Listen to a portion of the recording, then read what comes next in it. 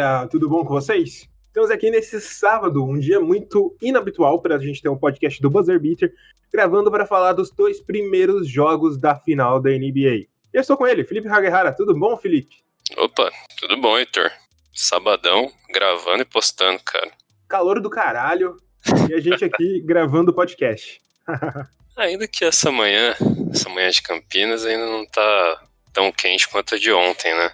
Nossa, e ontem aqui em São José dos Campos acabou a energia de noite. Eu fiquei mais ou menos uns 40 minutos sem ventilador. Cara, eu vou confessar que eu não liguei o ventilador em todos esses dias. Não sei como você consegue, Felipe, não sei.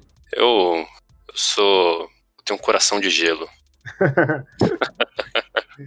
Vamos falar de NBA. A gente tá com 2 jogos na série. O Lakers abriu 2-0, vencendo os 2 primeiros jogos. Não dá pra falar que foi em casa ou fora de casa, porque não existe mais casa, é tudo Orlando. Não existe mais mando de quadra nesse NBA. O primeiro jogo foi acachapante, 116-98. O segundo jogo foi 124-114 pro Lakers. E a gente vai comentar um pouco do que aconteceu nesses 2 jogos. Talvez seja um podcast mais curto do que o normal, porque a gente tem mais algumas pontuações do que vai acontecer. Possivelmente, sei lá, segunda ou terça, a gente traga outro podcast para falar do jogo 3. Quem sabe depois a gente fale do final, que tem acabado, porque essa série pode acabar pro 4-0. Você acha que vai acontecer varrida, Felipe? Cara, eu gostaria muito que não. Eu gostaria muito que virasse, na verdade. Mas, dadas as circunstâncias, principalmente que o Miami tá vivendo agora, é bem possível que esse Lakers consiga varrer. Eu também não duvido de nada, porque estão condições bem adversas pro Miami nesse momento, né? Isso. E o Lakers jogando muito bem, né? Tem que dar o seu valor para o que... Com certeza. Bom, Felipe, jogo 1. A gente precisa trazer um pouco do panorama que foi esse jogo 1.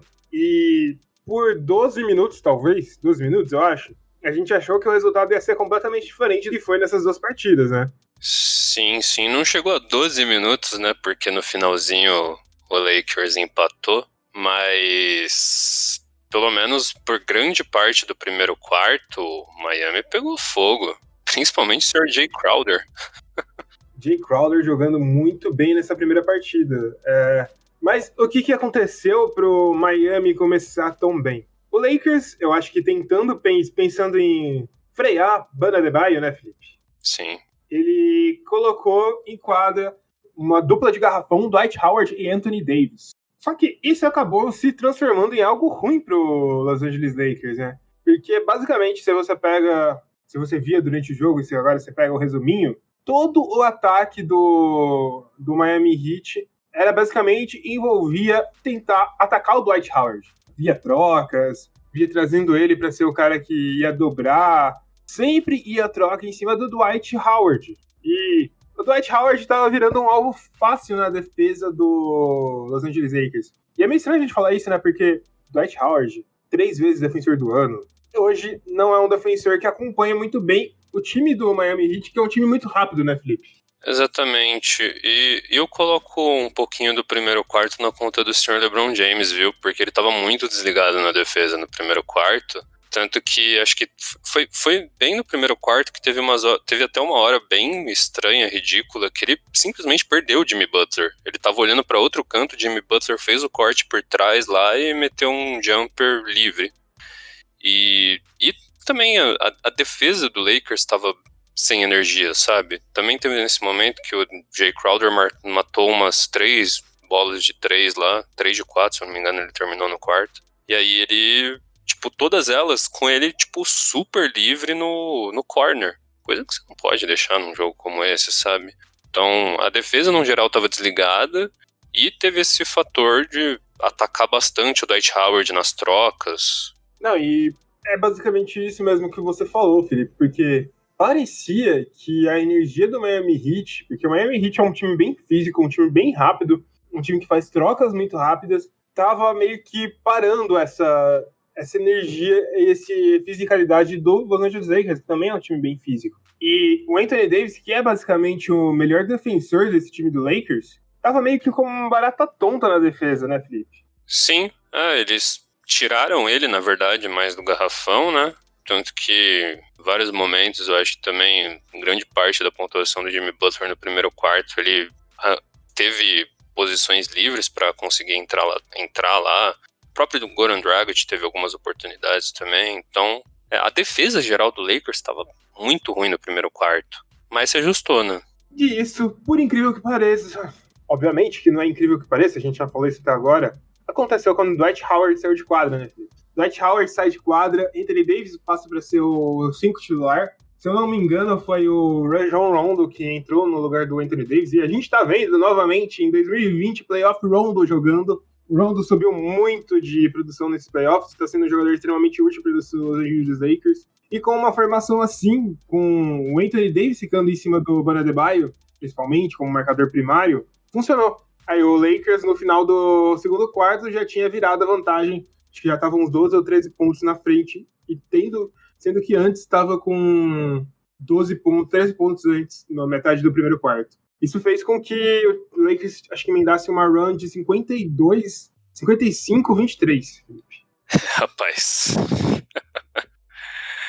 55-23 é outra história, mas de fato, assim, eles tomaram o controle no segundo quarto, passaram lá, tipo, começaram a ter uma diferença mais na metade, e a partir no terceiro quarto especificamente, foi uma lavada do Lakers, e assim, e curiosamente, foi perto desse momento que o próprio Miami começou a usar mais a defesa em zona deles no primeiro jogo, que não surtiu efeito algum. O Lakers tinha todas as respostas para aquilo, encontrou, tipo, chutadores livres ou alguém para fazer o drive, e muitas vezes eles respondem. O que o Lakers encontrou muitas vezes para responder a isso é não ter nem o Davis nem o LeBron com a posse da bola. Na verdade, eles setavam os screens e, tipo, depois iniciavam a jogada com aquele magnetismo que eles têm, né, de atrair marcação e fazer os outros se preocupar tanto que eles acabam deixando outros caras livres.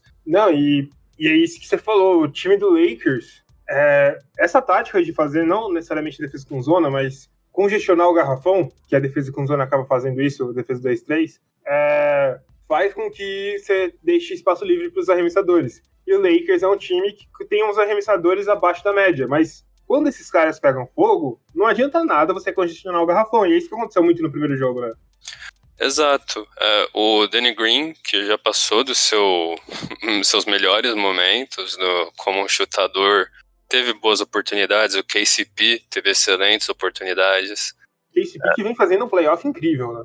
Tá jogando demais. Melhorou muito o passe dele. Tava assim, já era considerado um jogador lavado aí, mas tá fazendo excelente playoff. Alex Caruso também apareceu bem, teve algumas oportunidades. Então, o Lakers, pra mim, tipo, eles olharam o mixtape de quando, às vezes, que o Clippers enfrentou o Miami, sabe? Porque o Lakers começava as jogadas naquele mesmo cantinho, no corner da putaria, lá acima mais pro canto do perímetro, e é de lá que partiam os screens, é de lá que partiam o início mesmo de algumas jogadas, e deu muito certo, cara. Deu muito certo. Deu muito certo. E outra coisa também que funcionou é no ataque do Lakers. Os dois jogadores que eles mais visavam nesse ataque era tanto Tyler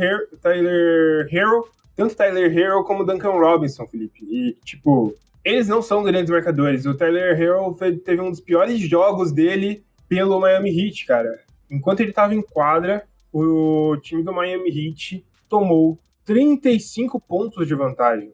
Sim, não, ele saiu com plus-minus terrível mesmo. O Iguodala saiu com plus-minus terrível também.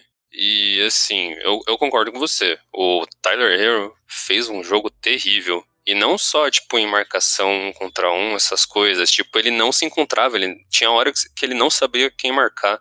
Tanto que teve uma hora que ele tava tão perdido, bicho, que ele atrapalhou a defesa do Jay Crowder quando ele tava marcando o Anthony Davis no 1 contra 1. Ele praticamente fez um screen no jogador do próprio time, sabe? Então, cara, e deu muito certo, né? O Lakers achou o ponto que tem que atacar E o que corroborou com isso também foi a lesão do Goran Dragic, né? Que obrigou esses guards a ficar mais tempo em quadra. Com certeza, com certeza. E é isso que você falou. Saiu desse jogo com... O Jimmy Butler estava pseudo-lesionado, né? Porque ele voltou para a partida depois. Mas ele conseguiu voltar, mas a gente teve a perda do Bam Adebayo e a perda do Goran Dragic. Os dois não vieram para o jogo seguinte. E no jogo seguinte, o Spoelstra decidiu começar o jogo com Harrell e Myers Leonard no lugar do Goran Dragic e do Bam Adebayo. No caso, o Myers Leonard acabou no jogo 2, que foi ontem, atuou apenas 9 minutos, que, por incrível que pareça, é o tempo que ele já tinha atuado em todos os outros jogos dos playoffs. E durante a temporada regular, o Myers Leonard é um dos jogadores mais utilizados. Ele estava na formação mais utilizada pelo Miami Heat, mas os playoffs ele não era um jogador de playoffs. A defesa do Miami Heat, como que a gente falou, é uma defesa por zona, mas ela tinha muito também da marcação individual. O Eric Spoelstra decidiu mudar tudo para defesa por zona, uma zona 2-3 nesse jogo, e deixou a linha de 3 pontos para o Lakers e decidiu só proteger o garrafão. Dessa vez até deu certo, Felipe. Nos primeiros 2 quartos não deu tão certo, porque o time estava bem da linha de 3, mas depois no terceiro e quarto, acabou funcionando porque o time acabou indo mal da linha de 3 pontos. No geral, o Lakers só conseguiu 34% da linha de 3 pontos, que, em teoria, é fraco. E o time conseguiu até atacar bem, teve bom aproveitamento nos arremessos dele, e Jimmy Butler jogou muito bem esse jogo. Por incrível que pareça, Jimmy Butler, mesmo perdendo o jogo, ele joga 10 pontos de diferença, Jimmy Butler jogou muito bem, jogou 44 minutos depois de ter lesionado, e conseguiu 25 pontos, 3 assistências, 8 rebotes, 41% de field goal e 91% de free throw, cara. Ele foi muito bem. Tanto que quando ele estava em quadro, o time do Miami Heat só perdeu por 3 pontos, plus minus de -3. Mas não deu, né, Felipe? Não tem como responder, porque você perder um cara que, tipo, consegue dividir essa carga não só de pontuação, mas de liderança no jogo e que ajudam em tantas faces como o Bam e o Dragic, e os substitutos imediatos dele, o Tyler Herro, que jogou 42 minutos, ele é uma deficiência defensiva, apesar de que nesse jogo, teoricamente, plus minus dele ele foi -1, então, tipo, ele não atrapalhou tanto quanto sofreu no último jogo. Mas, assim, tem que tomar cuidado com essa defesa por zona, né? Porque parece que o Lakers sabe responder. E o que aconteceu nesse jogo é que o Lakers soube tomar conta mais nos primeiros quartos, né? Em que foi nesse momento que, tipo, eles conseguiram ganhar os quartos e construir boa parte da diferença.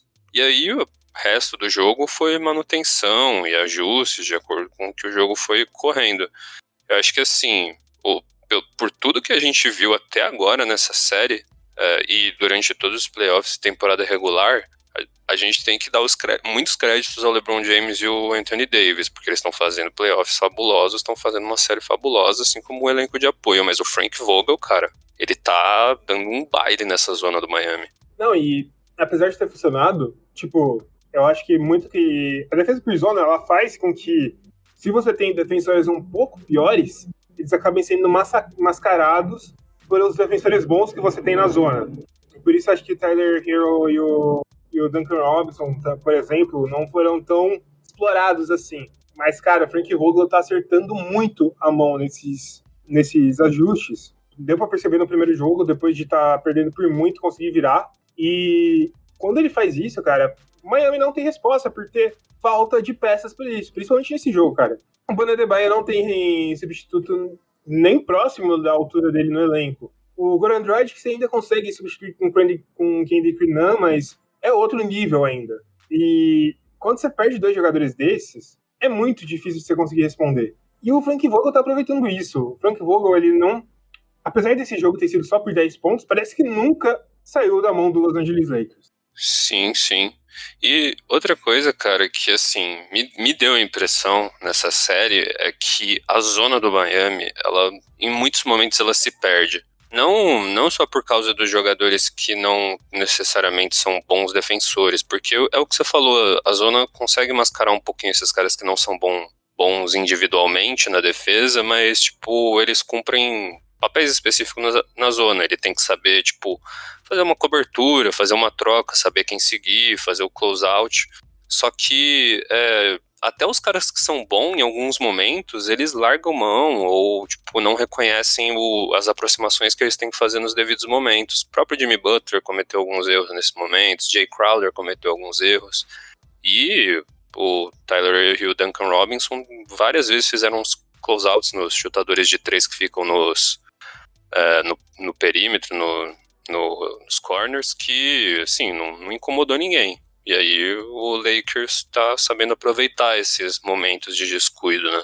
E, cara, que momento absurdo vive Anthony Davis, né, velho? Um monstro, cara. Cara, tipo, tudo isso que a gente fala, de todo esse jogo de xadrez que tá tendo entre Frank Vogel e Eric Spoelstra, não seria possível o Frank Vogel, acho que, ganhar esse jogo sem um momento absurdo que o Anthony Davis tem. Cara, é absurdo que ele vem jogando tanto na defesa quanto no ataque. Ontem, não existia resposta pro Anthony Davis, cara. Ele arremessava contestado, ele arremessava livre, ele conseguia fazer de fora, de mais longe, de meia distância, ele fazia qualquer coisa debaixo do garrafão. Ele conseguiu a maior parte dos rebotes ofensivos do Los Angeles Lakers. Cara, é imparável. Eu vi um comentário no Twitter e é isso que reflete. Ele lembra certos momentos, óbvio que não com a vastidade e com a amplitude de recursos que o Kevin Durant tinha, mas ele lembra em certos momentos o Kevin Durant jogando as finais pelo Golden State Warriors. Por quê? Porque, tipo, é aquele momento que você sabe, a bola tá na mão do Anthony Davis, a bola vai entrar na cesta. E se não entrar, ele vai pegar ela de novo e conseguir um ponto de segunda chance, né? Os rebotes ofensivos foram cruciais aí. Tanto que, assim, até os caras mais altos que teriam a responsabilidade de cuidar desses rebotes defensivos do Miami, eles não conseguiram pegar nada direito, cara. Foi o que deu muita chance pro Davis. E o duro é que ele tá, tipo, realmente matando qualquer coisa, né? Esse último jogo ele terminou o quê? 75% de field goal cara. E sendo visado, né? Sendo contestado muitas vezes, mas acabando com todo mundo, cara. Cara, e o doido é que com o Anthony Davis, antes ele não teve muita participação nos playoffs, mas com esses playoffs, ele é o terceiro jogador com maior média de pontos em playoffs na carreira, com pelo menos 25 jogos em playoffs jogados, de toda a história da NBA. Parece que finalmente a gente tá tendo, ao lado do LeBron James, o Anthony Davis tá atingindo todo o potencial que a gente falava que ele podia atingir antes e não tinha atingido ainda. Isso também coloca mais um não, porque a gente já sabia disso, mas acho que aumenta um pouco o fator do quanto o LeBron James consegue fazer jogadores, principalmente de alto calibre, assim como Anthony Davis, ficarem melhores ainda ao seu lado, sabe? Sim. E tem algumas pessoas falando que ele é o melhor jogador, melhor companheiro de LeBron da história. Eu não acho o melhor, mas talvez seja aquele que encaixe. O melhor companheiro de LeBron James na história se chama James Jones, né? Pensei que ia falar Anderson Varejão, mas James Jones, ok. Não, Varejão não. Varejão, sempre que eu ia falar bosta. Eu ia falar que a memória que mais vem facilmente quando eu penso no Varejão na NBA é aquela enterrada do Dwayne Wade em cima dele, que ele caiu de bunda no chão, mas o LeBron, ele tá... Eu concordo com você, não é o melhor parceiro na história toda, porque o LeBron já jogou com o Shaq fora do auge. Também jogou com o Dwayne Wade no final do auge, né? Chris Bosh, tudo. Mas o LeBron tá... Aqui a gente tá elogiando tanto o Davis porque ele tá fazendo uma série, tipo, sobrenatural, playoffs sobrenaturais, mas o LeBron James igualmente também, tipo, não tá tão atrás, sabe? Ele tá cumprindo exatamente o que o Lakers precisava nesse momento e até um pouquinho mais. Não, e eu acho que talvez seja o melhor encaixe, pelo menos com essa fase da carreira do LeBron, que se transformou num jogador mais cerebral, mais armador. Ele perdeu um pouco do atleticismo dele? Um pouco, só falando aqui, um pouco. Não tudo. Mas ele tá mais pensando o jogo do que finalizando. E o Anthony Davis é perfeito pra isso, né? Perfeito pra aproveitar essa armação do LeBron James. Né? Com certeza. E o trunfo do do Lakers nesse segundo jogo foi também ter alguns outros caras que pudessem cumprir essa função mais cerebral, né? Você ter um Rondo saindo do banco foi crucial, enquanto no Miami, muitas vezes, você tinha o próprio Jimmy Butler armando como uma peça mais solitária, né? Isso Sim. limitou um pouco o ataque do Miami. Com certeza. E pensando pro jogo 3, Felipe, que vai acontecer amanhã, o que o Miami precisa para tentar diminuir isso? Cara, sendo bem sincero, muito disso depende da volta de alguns dos caras que estão lesionados, né? O Bam Adebayo, ele tá lesionado, ele, se eu não me engano, ele lesionou o ombro, né? Em uma jogada com o Dwight Howard. E o Goran Dragic lesionou o pé, que é ainda mais difícil de ver ele voltar em quadra, tipo, pelo menos para essa próxima partida, mas, sei lá, esses caras, nessas situações, eles tomam injeção e se arriscam por tentar ganhar o campeonato, então não me surpreenderia ver ele voltando. Mas tem essa face, tipo, precisaria ter a volta de alguns desses caras, mesmo que para cumprir uma função mais circular e que não seja mais em volume de pontuação. E, cara, eu acho que o Spoelstra, ele vai ter que, tipo, ajustar dentro das falhas que o time dele tá tendo na zona. Porque, assim, se ele quiser usar a zona durante maior parte do momento, beleza, faz sentido, porque você tem jogadores mais limitados na defesa, passando mais tempo em quadra, dadas as circunstâncias de lesão. Mas tem que fazer os ajustes onde tá falhando, tipo, colocar o time pra ver melhor, assistir as jogadas e ver onde eles estão errando nos posicionamentos. E até porque, mano, eu sinceramente não acho que tem resposta pro Anthony Davis. Você tem que ajustar na construção das jogadas e tentar limitar, fazer com que a bola chegue menos nele, na verdade, né? Exatamente. Talvez tentar limitar um pouco o LeBron James, mas também não existe resposta pro LeBron James, mas eu diria que se as peças voltarem, eu acho que a resposta é tentar fazer o que fez nesse jogo com as peças possíveis do seu lado, cara. Sim, olha, no primeiro jogo, no primeiro quarto do primeiro jogo, eles, em vários momentos, eles dobraram a marcação no Anthony Davis e no LeBron James e, tipo, isso deu certo em alguns momentos, sabe? Se misturar, tipo, reconhecimento de troca e da marcação e onde tem que se aproximar com essas dobras mais inteligentes em momentos mais importantes, talvez seja uma solução. Não dá pra fazer isso o jogo inteiro, porque você vai cansar sua marcação de um jeito inimaginável, vai chegar no último quarto e ninguém vai ter energia. Mas às vezes algumas dobras em alguns momentos mais necessários pode ser interessante. Dito isso, eu acho que a gente pode caminhar para um 4-0, Felipe. Eu tô com medo disso, eu não queria isso. Não é nem tanto por não querer que o Lakers chegue aonde chegou, que ganhe e tal. Eu já nem ligo mais isso pra isso, tipo, é uma história muito legal que tá acontecendo e tal, mas se tiver 4-0, isso significa que só ano que vem a gente vai voltar até a NBA. Sim. Isso é o mais triste, cara. Pois é, cara, dói. Eu também, eu esperava que fosse uma série assim, que pelo menos demonstrasse ser mais competitiva. Não tá mostrando, acho que não tava mostrando mesmo, poderia não estar mostrando mesmo se os principais jogadores do Miami não tivessem lesionado. Mas eu gostaria de ver isso. Meu sonho era ver isso chegar num jogo 7, sabe? E bem perigoso de não chegar nem no 5. Pois é. Bom, é isso, galera. Após o jogo 3, a gente volta aqui para falar um pouco mais de NBA, falar do que aconteceu, se teve rumo, torcendo para ter uma vitória do Miami para ter mais tempo de NBA. Mas é isso, galera. Falou, é nóis. Tamo junto, valeu!